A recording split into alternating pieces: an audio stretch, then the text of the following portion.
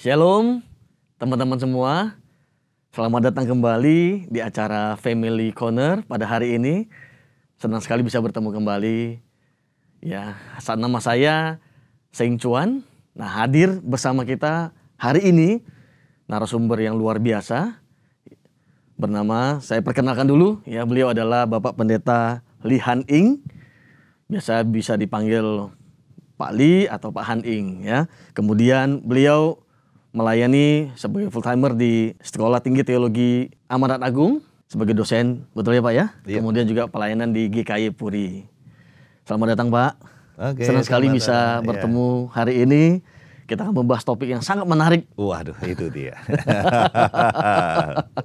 Nah, kita akan berbicara tentang seks dalam pernikahan. Kenapa saya bilang menarik, teman-teman? Karena topik seperti ini jarang sekali dibicarakan, tapi padahal ini adalah hal yang sangat penting.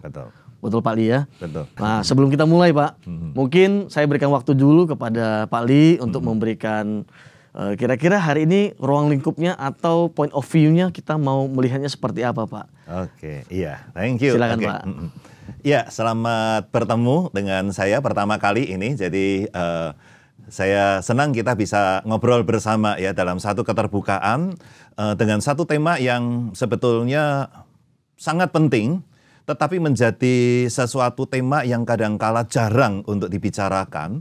Oleh karena kita ini ada di dalam budaya Asia, begitu ya. Dalam budaya Asia itu kadang sesuatu yang terasa tabu untuk dibicarakan itu menjadi sesuatu yang hidden, yang tersembunyi. Nah, masalahnya adalah justru karena disembunyikan itu menjadi bermasalah. Oleh karena tidak mendapatkan informasi-informasi yang tepat dan bahkan kadangkala nyarinya salah begitu. Ya, sekarang di tengah informasi global yang sangat begitu banjir informasi, kadangkala kita nggak ngerti ini. Yang mana yang sebetulnya betul, yang mana yang keliru, yang mana yang menyesatkan dan mana yang bukan begitu ya. Nah, kita di Asia itu sampai sedemikian rupa merasa tabu, ya, itu sebabnya bahkan ini adalah untuk kita ya dalam arti secara keterbukaan ini. Saya sebagai seorang pendeta, tetapi juga ingin mengajak kita bersama-sama sebagai orang dewasa begitu. Ketika kita membicarakan masalah seks dan masalah intimacy, masalah kemesraan itu ya. Satu frame yang harus kita miliki adalah ini kita bicarakan satu di dalam framework sebuah keluarga sebagai suami istri. Dengan kata lain ya, kalau kalian belum bersuami atau belum beristri begitu ya, boleh dengar, perlu mendengar, bahkan sangat perlu untuk mendengar, tetapi ini menjadi satu harta kekayaan untuk nanti kita buka dan kita eksplor bersama-sama di dalam lingkup keluarga begitu ya. Jadi istilahnya ini menjadi harta warisan ya, yang kalau orang berkata buka ketika. Nah, itu dia gitu ya. Disclaimer-nya itu ya Pak ya. Disclaimer-nya di sana. Jadi teman-teman disclaimer-nya ingat ya. Nah, Indonesia itu ada di Asia dan seringkali kita merasa ataupun bahkan dalam bahasa kita pun masalah ini menjadi satu masalah yang sepertinya begitu disembunyikan. Secara terbuka kalau orang kedokteran akan mengatakan kita manusia itu sebagai laki-laki dan perempuan ditentukan dari jenis atau bentuk genitalnya. Ya, mereka mengatakan genital, begitu ya. Tapi bahasa Indonesia mengubahnya menjadi kemaluan, begitu kan? Artinya itu sudah dianggap ataupun menjadi satu paradigma ini memalukan untuk dibicarakan. Makanya itu menjadi sesuatu yang seringkali ditutup. Seringkali orang tua nggak mau ngomong sama anak-anak cari sendiri, akhirnya salah kaprah. Jadi salah terminologi ya? Nah itu dia, salah terminologi karena ada satu paradigma yang keliru di dalamnya. Jadi satu terminologi pasti di dalamnya, di balik itu ada pemahaman kan.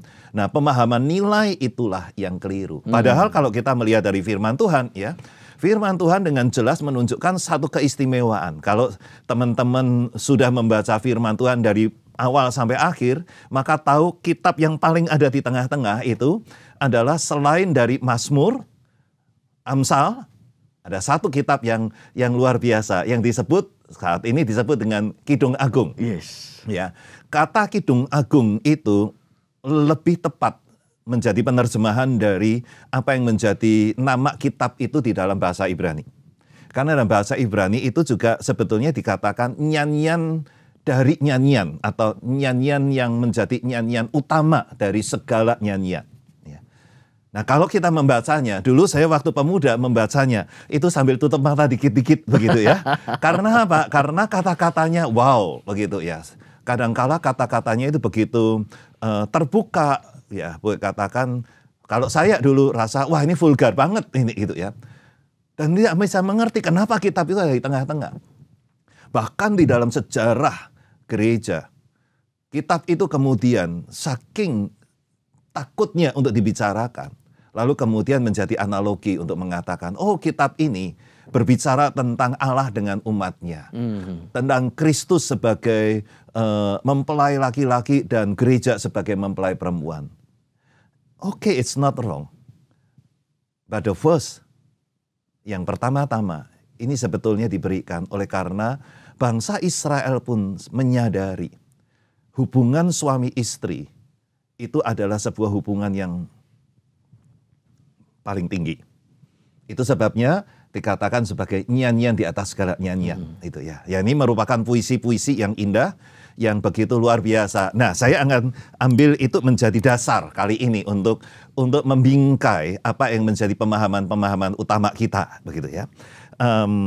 Untuk mempermudah saya ambil dari Kidung Agung pasal yang ke-7 dan ada beberapa ayat-ayat yang lain yang saya akan bacakan di dalamnya. Kidung Agung pasal yang ke-7 ayat yang ke-10 sampai dengan 12 ya. Itu merupakan satu nyanyian yang diberikan oleh sang mempelai perempuan. Nah, sekali lagi ini bukan pacaran ini, tetapi adalah mempelai laki-laki dan mempelai perempuan. Artinya ini dalam satu frame sebagai keluarga, sebagai suami istri. Nah, apa yang dikatakan oleh sang mempelai perempuan? Dia katakan begini, ayat yang ke-10, kepunyaan kekasihku aku, ya, kepadaku gairahnya tertuju. Ketika ngomong gairah, ini jelas ngomong soal passion, soal sesuatu yang ada dari dalam, begitu ya. Nah, mari kekasihku, kita pergi ke padang, bermalam di antara bunga-bunga pacar. Mari kita pergi pagi-pagi ke kebun anggur, dan melihat apakah pohon anggur sudah berkuncup, apakah sudah mekar bunganya, apakah pohon-pohon delima sudah berbunga. Di sanalah aku akan memberikan cintaku kepadamu. Wow, ya, ini kata-kata sangat-sangat jelas begitu ya. Nah, ayat yang lain dari Kidung Agung pasal yang kedua ayat yang ke-15 dia berkata hal yang sama. Kekasihku kepunyaanku dan aku kepunyaan dia yang mengembalakan domba di tengah-tengah bunga bakung. Soal gambaran domba di tengah bunga bakung itu gambaran scenery ya, gambaran pemandangan yang indah. Bunga bakung itu merupakan salah satu bunga yang dilihat ataupun yang seringkali dipakai untuk menggambarkan keindahan begitu. Jadi gambaran menggembalakan domba itu dilihat sebagai sebuah kekayaan, wealth gitu ya. Dan di tengah suasana bunga bakung, wow, ini gambaran home sweet home ya, begitu ya. Satu hal yang indah. Dan di dalam pasal yang ketiga ayat yang pertama sampai kelima, nah ini lebih lagi, ini lebih langsung to the point ya, dikatakan di atas ranjangku pada malam hari ku cari jantung hatiku. Ku cari tapi tak ku temui dia. Aku hendak bangun dan berkeliling kota, di jalan-jalan, di lapangan, ku cari dia jantung hatiku. Ku cari tapi tak ku temui dia. Aku ditemui peronda-peronda kota. Apakah kamu melihat jantung hatiku? Baru saja aku meninggalkan mereka. Ku temui jantung hatiku. Ku pegang dan tak ku lepaskan dia. Sampai ku bawa dia ke rumah ibuku. Ke kamar orang yang melahirkan aku. Kusumpahi kamu putri-putri Yerusalem demi kijang-kijang atau demi rusa-rusa betina di padang. Jangan kamu membangkitkan dan menggerakkan cinta sebelum yang diingininya. Nah, kata ini merupakan kata yang unik karena diulang bukan hanya di pasal yang ketiga ayat yang kelima, tetapi juga di dalam pasal yang kedua. Persis sama di dalam ayat yang kelima juga yang mengatakan, kusumpahi kamu putri-putri Yerusalem dan demi kijang-kijang, demi rusa-rusa betina ini ya. Wah, ini kalau kita ngomong ini sumpah-sumpahan begitu ya. Tapi ini sebetulnya ini menunjukkan betapa hal itu sesuatu yang serius, yang begitu mendalam. Dan dikatakan, kalau di bahasa Indonesia dikatakan, jangan kamu membangkitkan dan menggerakkan cinta sebelum yang diingininya. Padahal kata ini sebetulnya lebih bersifat positif, bukan kata jangan. Jadi kusumpahi kamu sampai itu ya, menggerakkan, membangkitkan cinta itu sampai pada pemuasannya. Ya. Tentu hal-hal ini kalau dibicarakan, ini menjadi sesuatu yang... ya, kalau kita bicara dalam satu frame bahwa ini adalah aktivitas, situasi kehidupan rumah tangga suami istri, maka kita bisa mendapati syir atau nyanyian di atas nyanyian ini sedang berbicara tentang kehidupan keluarga yang home sweet home, yang indah, yang sebetulnya menjadi desain Tuhan bagi keluarga. Nah, hal-hal apa yang menjadi inti utamanya? Yang pertama kalau kita melihat adalah ketika sang mempelai ini berkata, aku punya kekasihku dan kekasihku punyaku.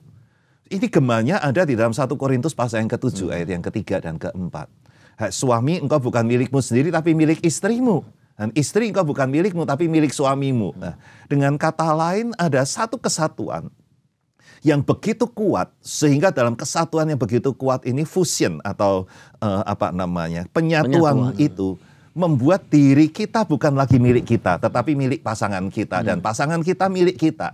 Artinya kita punya akses itu ya bersama-sama. Ini bukan berkata kalau begitu kalau saya mau potong rambut saya harus tanya istri saya, bukan itu ya. Atau kalau saya makan saya harus tanya istri saya makan apa gitu ya. Bukan itu, tetapi ini menunjukkan bahwa betapa kekuatan kesatuan itu.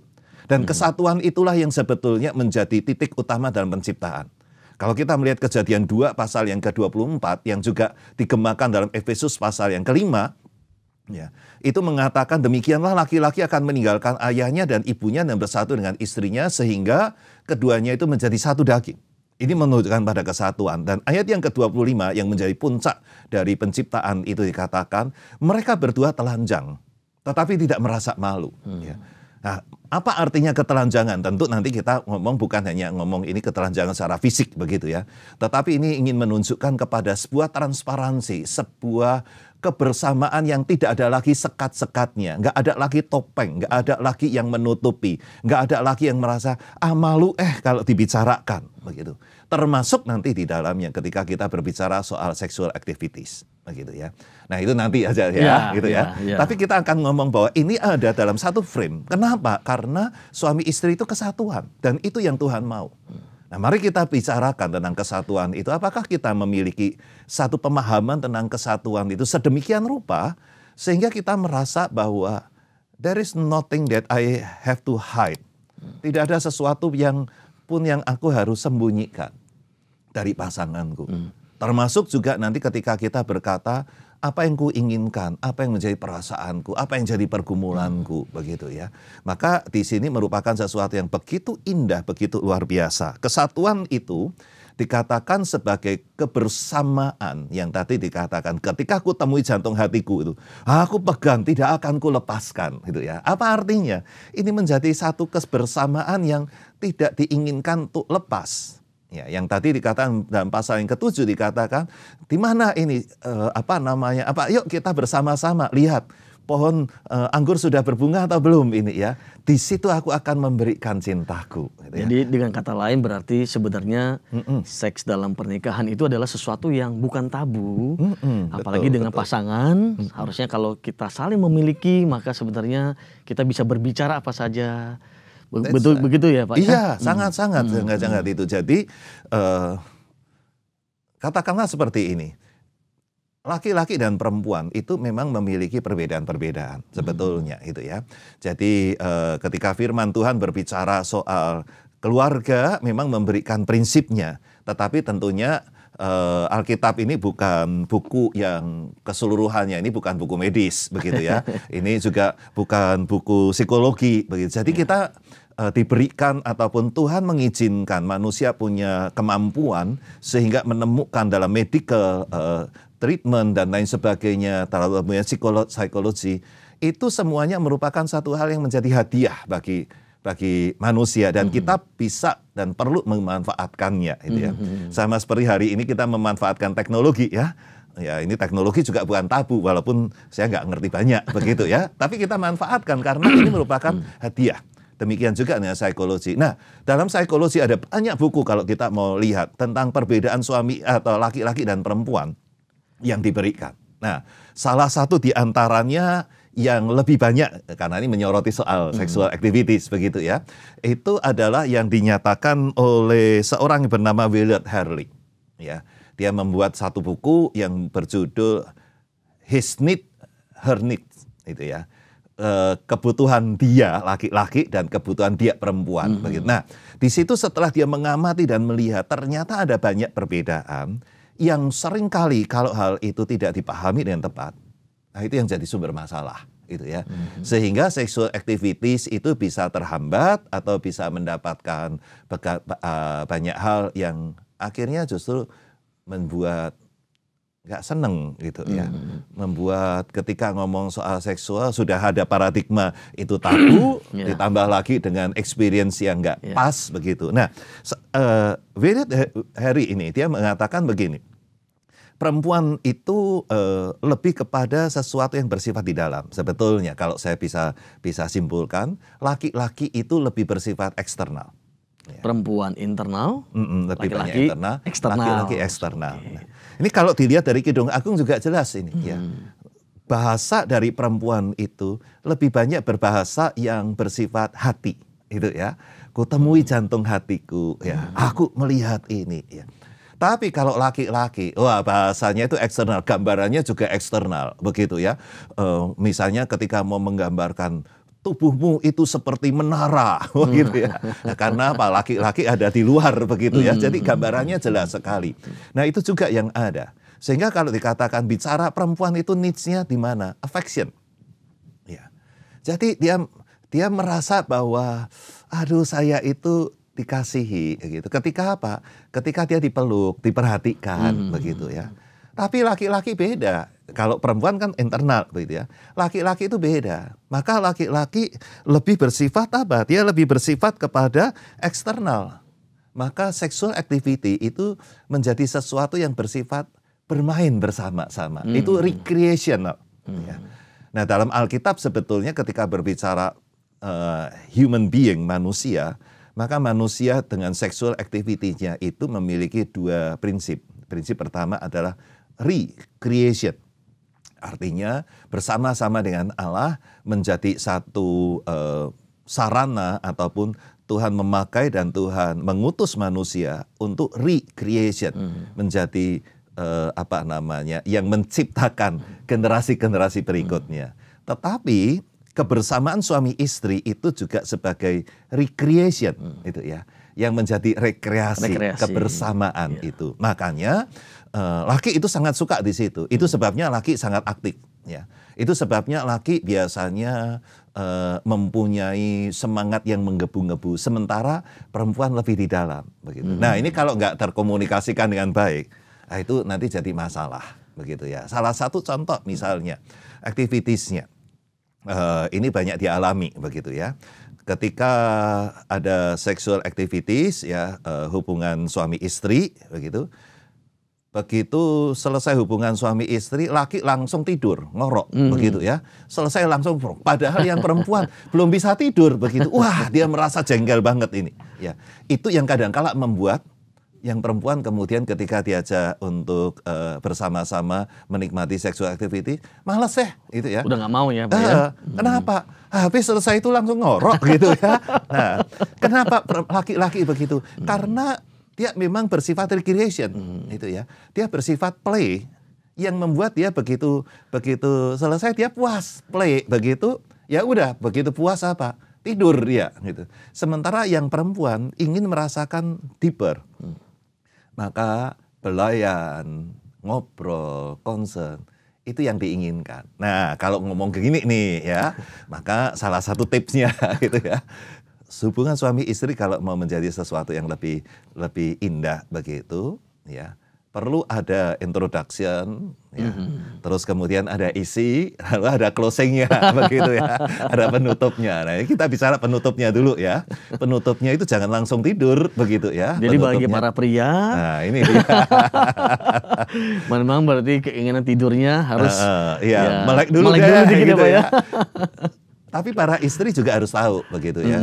Ketika suaminya itu tiba-tiba langsung habis itu tidur, itu bukan berarti nggak concern, nggak sayang begitu ya.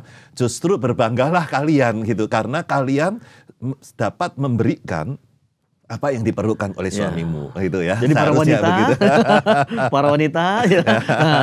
Baik-baik, dengarkan baik-baik bahwa kalau suami saudara tertidur dengan sangat nyenyak, berbahagialah. Iya, itu berarti enggak sukses. Dan jangan diomelin ya, Pak ya. Iya. Dan itu jangan juga kemudian menjadi satu trauma. Aduh, seperti ini bukan ya. Nah, ini ngomong belak-belakan ya. Yang belum bersuami, belum beristri, ya tunggu tanggal mainnya gitu ya. Jangan sebelumnya. Kalau saudara melakukan hal yang semacam ini di luar pernikahan, bukan menjadi satu keindahan, tapi akan justru menimbulkan ketakutan.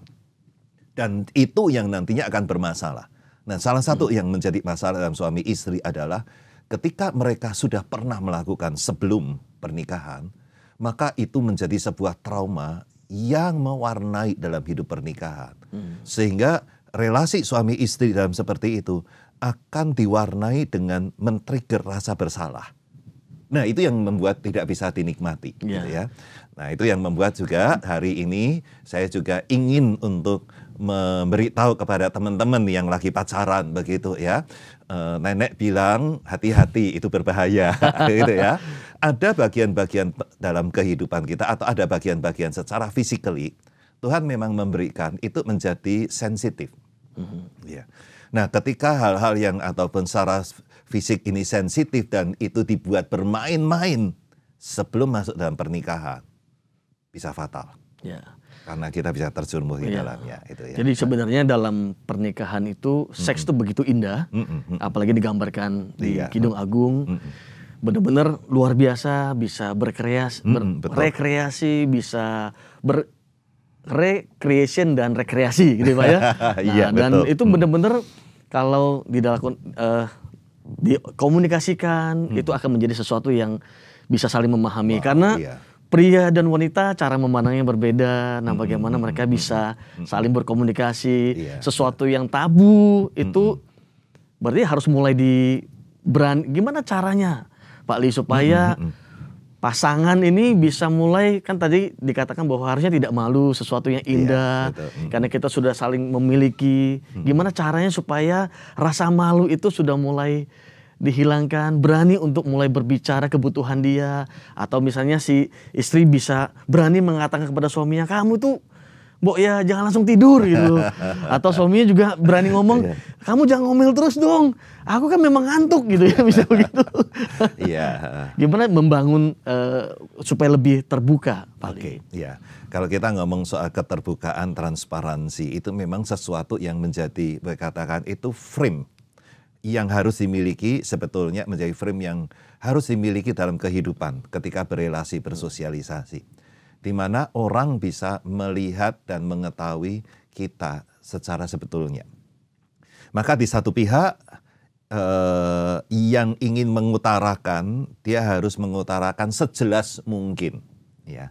Nah, masalah tabu itu yang kadang-kala membuat mau ngomong susah, akhirnya nggak jelas. Begitu maunya apa nggak jelas, begitu ya. Sementara di pihak yang lain yang menerima informasi itu, dia harus juga membuka diri dengan sebuah acceptance, penerimaan. Apapun ataupun bagaimana dia. Bicara soal sexual intimacy dan sexual needs, sebetulnya laki dan perempuan memiliki, sama-sama memiliki. Bagi laki-laki itu lebih jelas karena eksternal.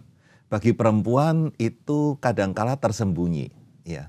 Tetapi begitu itu disentuh dengan tepat, maka itu akan menimbulkan satu komitmen yang luar biasa. Ya. Itu sebabnya, sorry to say, walaupun ini tidak bisa dikatakan secara generally, hantam semuanya, Tapi memang bagi perempuan begitu tidak mudah untuk memiliki alasan berselingkuh hanya karena masalah sexual activities. Tapi bagi laki-laki ya pada umumnya seksual itu menjadi salah satu yang menyebabkan kejatuhan. Nah ini memang karena apa? Matanya laki-laki itu lihatnya yang seperti itu gitu ya, karena terbuka eksternal itu ya. Maka laki-laki itu nggak bisa tahan ketika lihat perempuan, gitu ya. Apalagi ketika seksual desire itu kemudian dipicu, gitu ya. Itu sebabnya laki-laki ketika lihat perempuan dengan pakaiannya yang menggoda begitu, ya itu lust ini, hawa nafsu itu bisa ini. Makanya Tuhan kasih kepada kita Roh Kudus ya, supaya ada penguasaan diri tadi ya. Jadi matanya pasti ngelihat itu ya. Jadi lalukan segera begitu ya. Nah itu penting begitu ya. Tapi ini juga yang kadang-kala jadi kendala ini Pak. Ya. Nah, perempuan ketika sudah berkeluarga itu betul-betul komitmennya dalam keluarga. Maka kadang-kala ya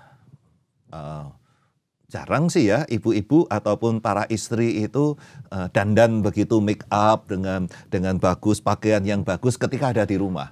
Begitu ya. Ya kalau di rumah rasanya kita terbuka usaha apa adanya begitu ya. Rambut juga nggak ditata, wajah juga ya apa adanya, habis masak, habis tidurkan anak begitu ya. Pakaian juga seadanya begitu ya. Nah, laki-laki lihat seperti itu habis deh langsung begitu ya. Padahal mungkin perempuan sedang menginginkan untuk bisa bersama-sama. Nah di luar laki-laki lihat yang seperti itu gitu ya. Nah, itu bermasalah. Maka perempuan begitu ya, salah satu yang perlu sebagai, kalau tadi kita ngomong penutup gitu ya. Ini sekarang ngomong pendahuluannya. Gitu ya. Pendahuluannya adalah laki-laki itu juga harus mulai sebelumnya itu ya. Bahkan ada yang mengatakan bahwa sex begin in the kitchen. Artinya pagi hari ya, itu bagaimana suami memperlakukan istri dan membuat istri itu merasa diperhatikan, merasa nyaman, membuat sang istri itu siap untuk bersama-sama mengekspresikan kenikmatan kebersamaan itu di dalam sexual activity bersama dengan suaminya. Nah itu sudah mulai dari awal nih, dari bangun mungkin pagi dari begitu ya. Kata-kata, pelukan, apresiasi, ya ngomong wow hari ini kamu cantik, misalnya begitu ya, atau kasih makan, wah ini makanannya luar biasa. Nah, itu apresiasi itu, atau ketika pulang lihat, kamu potong rambut ya, gitu ya, misalnya begitu. Memang harus ada pendahuluan yang cukup lama sebelumnya begitu. Karena apa? Karena perempuan itu juga memiliki hati ya, yang nggak langsung. Kalau laki-laki itu mata itu istilahnya denyutnya itu langsung naik ke atas. Ya, lihat gitu. langsung ya. Iya, begitu ya. Maka laki-laki nubruk aja begitu ya. Sementara perempuan itu perlu dipersiapkan hatinya. Nah, dalam persiapan ini itu butuh waktu. Maka ada orang yang mengatakan perempuan itu naiknya kayak ibaratnya diesel itu. Perlu dipanasin dulu ya. Nah, laki-laki itu pakai bensin gitu langsung begitu ya. Nah, itu yang seringkali kalau nggak itu tidak dikomunikasikan. Nah, itu jadi bahaya. Maka seringkali laki-laki pengennya cepat selesai begitu. Yang perempuan nggak, yang perempuan itu perlu pelan-pelan dibangun begitu. Nah, perempuan perlu menyatakan itu gitu ya. Supaya yang laki itu juga mempersiapkan dulu dong gitu ya. Ya. Saya ingat itu almarhum pendeta Mangapul Sagala ya, pernah ngomong gitu ya. Dia juga belak-belakan ketika ngomong soal relasi dalam keluarga begitu. Jadi ya dia katakan ya sebelum meminta harus memberi dulu. Itu kan prinsip Alkitab begitu ya. Terlebih berbahagia memberi daripada menerima gitu ya. Maka berilah dulu kepada pasanganmu gitu ya. Pijitlah dia gitu ya. Nyanyikan. Nah, kalau Pak Bang Apul mungkin sampai nyanyi begitu ya. Tapi artinya membuat satu suasana yang indah dulu. Dan itu diperlukan ya. Yang istri juga perlu untuk ngomong, saya sukanya atau saya merasa nyaman ketika disentuh di sini. Saya merasa nyaman ketika kamu tidak langsung memegang, tetapi ngajak bicara dulu ya, atau merangkul saya merasa nyaman. Ketika saya kau rangkul, lalu saya boleh tidur di atas dadamu, misalnya ngomong seperti itu transparansi. Iya, jadi cara komunikasi yang paling awal adalah mencoba saling terbuka, berbicara. Memang ini bukan sesuatu yang mudah, tapi memang harus dimulai ya Pak ya. Artinya ya dari hal-hal sederhana para pria, kalau sudah mau memulai ya berarti berilah dulu sebelum menerima. Mungkin mulai melayani, buatkan makanan atau minuman kesukaan istri. Iya, dari luar bawain martabak. Iya, betul. Iya, itu betul. Sesuatu yang memberikan kepada dia bahwa engkau memperhatikan, engkau mengasihi dia, gitu ya. Jadi bukan hanya sekedar saya pengen sesuatu dari kamu, tetapi saya memberi. Ya. Itu sebabnya nanti yang perempuan seperti mempelai itu berkata, disitulah aku akan memberikan cintaku kepadamu. Nah ini sesuatu yang sangat penting yang menjadi dasar begitu ya. Tanpa dasar ini, kehidupan keluarga ataupun sexual activities itu justru menjadi sesuatu yang menjadi kendala. Ya. Nah kalau itu sudah jadi kendala di dalam keluarga, itu bisa mempengaruhi dalam komunikasi ya. Suami juga merasa nggak terpenuhi, bisa marah-marah, begitu. Istri merasa tidak terperhatikan, bisa ngomel-ngomel, begitu ya. Akibatnya apa? Komunikasi terhambat, keluar di sana dihargai, bisa jatuh juga, begitu ya. Yang di sini di rumah tidak merasa terperhatikan, sakit hati, trauma, begitu ya. Akibatnya berikutnya makin jarang, makin dingin dan lain sebagainya, sehingga itu akan menjadi awkward ya, menjadi sesuatu yang nggak nyaman. Akhirnya nanti ya masih tidur satu ranjang, tapi yang satu melihat ke barat, yang satu melihat ke timur, begitu ya. Bukan dalam arti terbalik, kalau melihat ke barat dan ke timur saling berhadapan itu bagus begitu ya. Tapi ini bisa terbalik karena apa? Karena ya tadi terganggu begitu. Pak, dalam sebuah hubungan antara pria dan wanita, suami istri, kebutuhan mereka, misalnya kita bicara tentang frekuensi, Pak Ali, frekuensi, apakah wanita dan pria itu punya kebutuhan yang frekuensi yang berbeda, misalnya seminggu berapa kali atau gimana supaya mungkin teman-teman juga bisa mulai paham, oh iya ya. Iya. Oke, ini berarti sumbangsihnya bukan dari Alkitab langsung.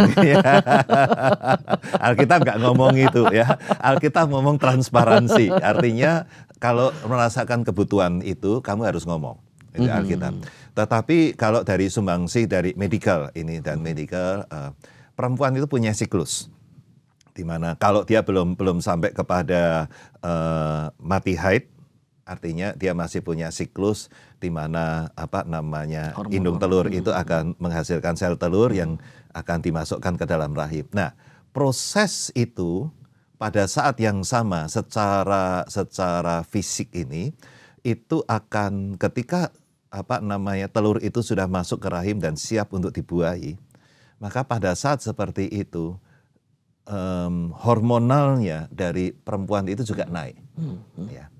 Dengan kata lain, kalau kita melihat akan siklus itu, maka frekuensi yang paling minimal, adalah pada saat-saat seperti itu, gitu ya.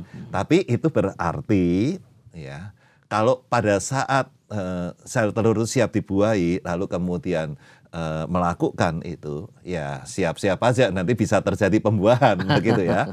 Nah, makanya kemudian secara medis kemudian ditemukanlah alat-alat kontrasepsi ya. Walaupun secara personal saya pribadi begitu, saya menghormati pasangan saya. Maka dalam menghormati pasangan saya lebih suka itu bersifat natural. Dengan kata lain, itu berarti mengetahui siklus itu lalu menjaga diri terhadap siklus itu ya. Artinya kalau kita memang ini sekarang kita memang bukan hanya mau rekreasi tapi juga recreation begitu ya. Nah, siklus itu yang diperhatikan ya. Tapi kalau ini merupakan sesuatu yang bersifat kita menikmati, ini perwujudan ekspresi kita, maka itu bersifat recreation ya, bukan recreation. Maka harus di luar bagian itu. Tapi dengan konsekuensi kalau itu di luar, maka tadi pendahuluannya itu lebih perlu waktu gitu ya. Kalau ini kan sudah masa ini kan sudah siap, memang dari dirinya itu sudah mempunyai kesiapan itu. Ya. Jadi ada dua sisi ya Pak ya. Iya, dari sisi medis memang ada sebuah siklus di mana hormon akan membuat para istri butuh ya. Tapi kemudian juga secara psikologis juga ternyata kalau kita katakan bahwa dia sudah merasa nyaman, para istri sudah dibuat merasa dihargai, dicintai, maka dia pun pasti akan muncul kebutuhan itu. Seperti itu Pak ya. Iya, ada kebutuhan dan ada keterbukaan untuk di situ ya. Dan suami juga perlu untuk ngasih tahu begitu ya, karena itu kebutuhan yang fisik itu juga merupakan satu kebutuhan, tapi sekali lagi perlu untuk sadar bahwa sexual activities di dalam hidup berkeluarga itu bukan hanya sekedar kebutuhan dasar. Nah, kalau ngomong sebuah kebutuhan dasar, saya cukup melihat kontribusi dari seorang bernama Abraham Maslow itu yang mencoba meneliti akan berbagai jenis kebutuhan manusia. Itu bisa memberikan satu pemahaman yang cukup bagus gitu ya. Dia melihat bahwa sexual activities itu bisa merupakan satu kebutuhan dasar ya, seperti sandang, pangan, papan begitu ya.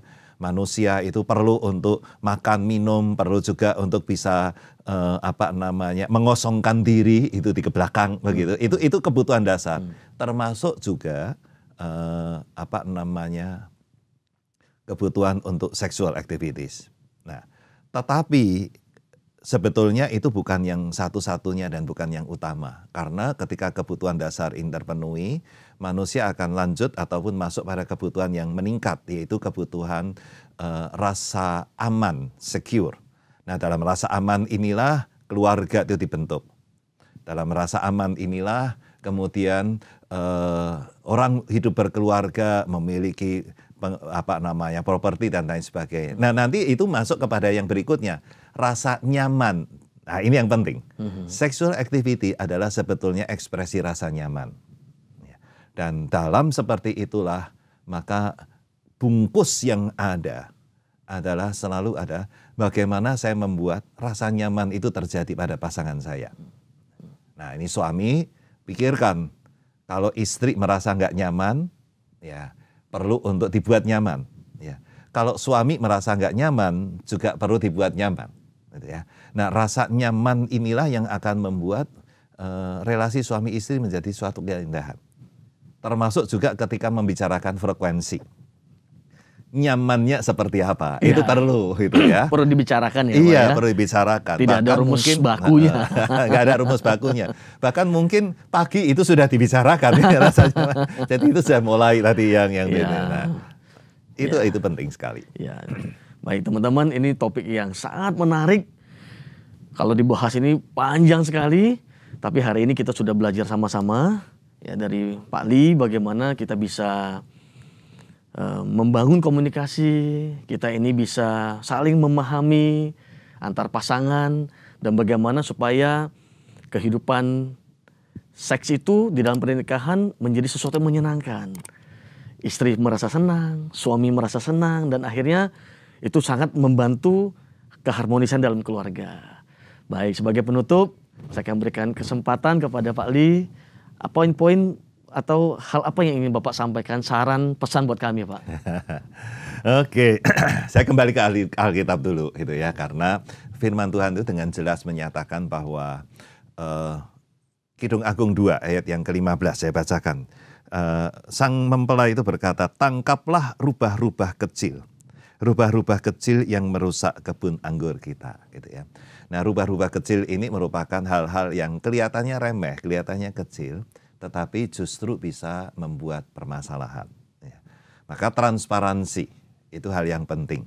Kesatuan di dalam transparansi itulah puncak dari penciptaan dan kesatuan suami istri sebagaimana yang Tuhan desain. Maka mulailah dengan kejujuran, mulailah dengan keterbukaan, mulailah tanggalkan topeng-topeng, cheat, tipu, ya, atau menyembunyikan sesuatu. Itu akan merusak kebun anggur keluarga. Itu akan menjadi seperti rubah kecil yang mengerongrong, yang akan membuat hidup rumah tangga tidak lagi aman. Dalam transparansi inilah kita membangun komunikasi, ya, supaya tidak terjadi misunderstanding, salah pemahaman, miskomunikasi gitu ya. Maka belajarlah bersama-sama, nikmatilah bersama-sama. Nah, kalau ada seminar-seminar keluarga, datang bersama begitu ya. Nah, kalau saya sekarang bersama-sama dalam Marriage Enrichment, maka saya mengundang juga ini yang sudah 5 tahun pernikahan gitu ya. Nah, itu siap-siap untuk kita bisa bersama-sama menikmati kembali. Refresh kembali. Duduklah bersama, nikmati bersama-sama. Karena sekali lagi, kebersamaan itu penting. Dalam kebersamaan itulah yang kemudian menjadi seperti prelude-nya, begitu ya. Kalau lagu itu prelude-nya, pembukaannya, untuk kemudian kita bisa sampai kepada puncaknya, yaitu ekspresi kasih melalui sexual activities yang bersifat keintiman. Ya. Begitu ya. Saya rasa itu dulu deh. Gitu. Ya. Terima kasih Pak Li. Teman-teman, kita akan tutup dalam doa sebelum kita nanti akhiri semuanya.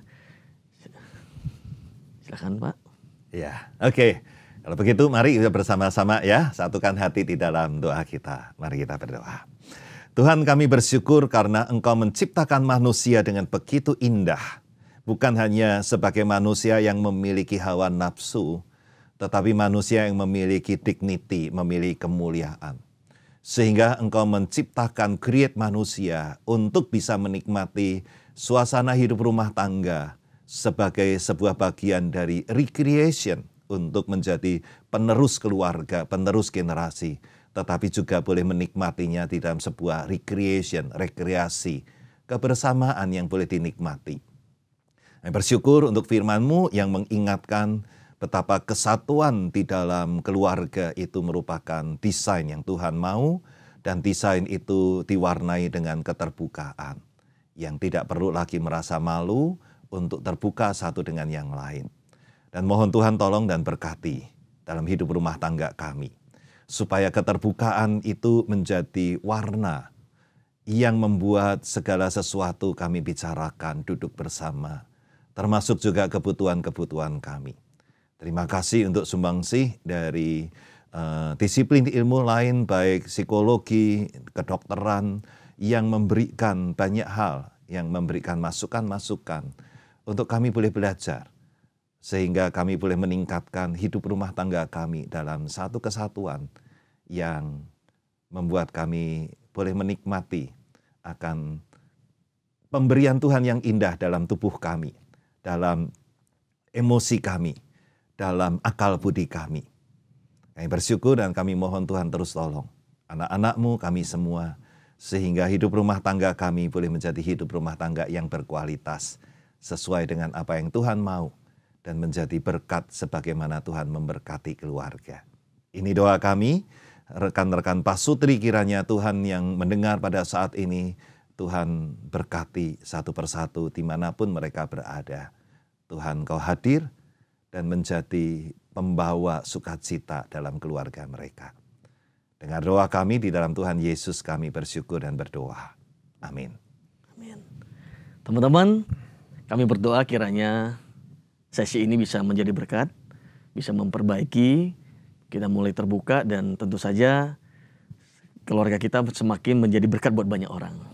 Sekali lagi terima kasih Pak Ali, terima kasih buat kesempatannya. Jika nanti misalnya topik ini ada kelanjutannya, tentu saja kita akan lakukan lagi. Oke, kita bisa ngobrol lagi ya kalau begitu. Ya, terima kasih dan senang bisa bersama-sama dengan rekan-rekan sobat-sobat Pasutri dimanapun saudara berada.